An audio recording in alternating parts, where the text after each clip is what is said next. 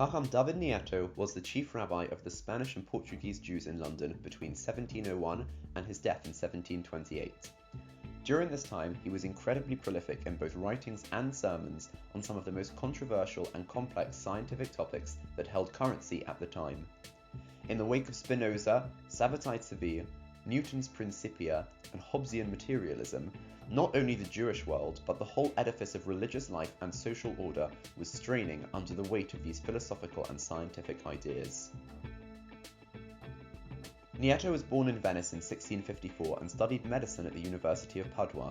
He moved to Livorno and served as a dayan, communal rabbi and doctor. While still in Livorno, he penned the work Paschalogia, discussing the relationship between the different dates of Easter and the date of Pesach. Interestingly, this work was dedicated to a friend of his, Cardinal Francesco Maria de' Medici, later to become the Duke of Montefeltro.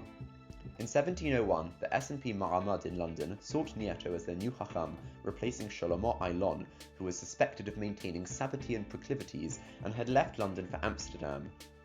Barely 2 years into the job, and Hakham Nieto succeeded in ruffling some feathers. On the 20th of November 1703, he gave a shiur at Bevis Marks dealing with the deistic position of a mechanistic universe. As a prelude, with Newton's Principia outlining a mechanistic, mathematically predictable universe and the prevalent deist position that indeed there is a God, but he doesn't concern himself with the affairs of man, a common view was surfacing of an autonomous authority called nature, which runs the world independently of God. Hakham Nieto harshly condemned this notion, stating that it flies in the face of basic Jewish belief.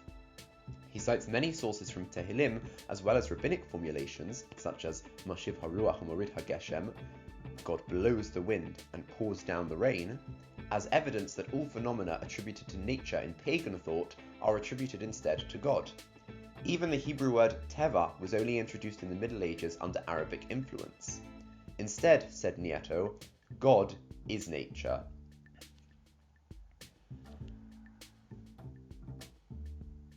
One can only imagine that, in the wake of Spinoza, a statement like that didn't go down too well. Spinoza's pantheist position of Deus sive natura, God and nature are interchangeable, had led to seeing divinity in all existence, since it is all the movement of a nature/God, as well as to Spinoza's excommunication.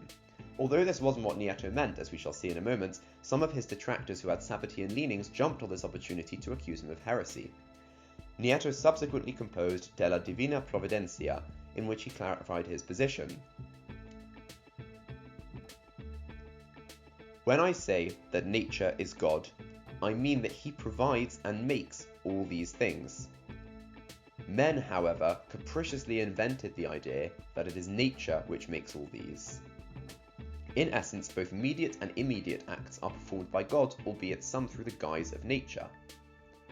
Furthermore, in a pasuk such as Hamchaseh Shamayim Be'avim, the one who covers the heavens with clouds, there are three syntactic entities: the subject, God, the object, the heavens, and the instrument or means, the clouds.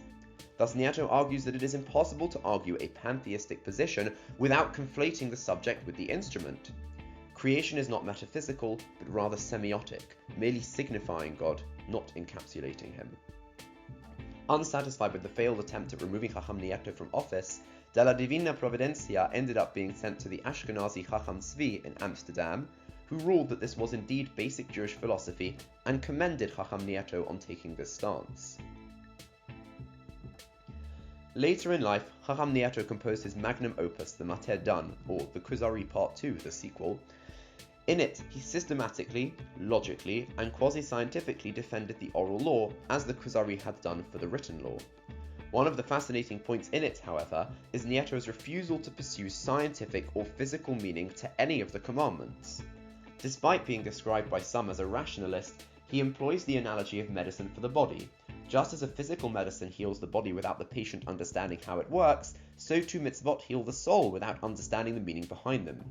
Nieto sees all minutiae of the law as being divinely mandated and equates all mitzvot ultimately with the law of the ashes of the para aduma, the quintessential chok that lies beyond our understanding.